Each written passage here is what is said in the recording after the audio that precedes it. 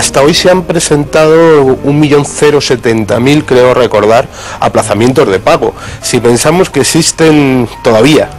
que creo que son más de 140.000 las empresas desaparecidas, porque creo que había 3.700.000 y ahora estamos en 3.200.000, han desaparecido 500.000 aproximadamente en estos últimos 3 años, o sea que no es baladí, es bastante más prácticamente comparativamente que el empleo desaparecido, y eso es más grave, porque si tenemos en cuenta que la economía española se basa en la micropyme y que la edad de todos los microempresarios está en torno a los 45 años o por ahí, y que cuando pierden todo su patrimonio, ese tejido no se recupera, y no se va a recuperar de ninguna forma, pues estamos hablando de gente que ya tiene 45 años y que ha invertido ahí todo su patrimonio personal, y con esa edad difícilmente va a poder recuperarse de una situación de este estilo. O sea, que hay que dar un toque de atención y serio. Y finalizando, si de 1.070.000 se pasan a 2 millones,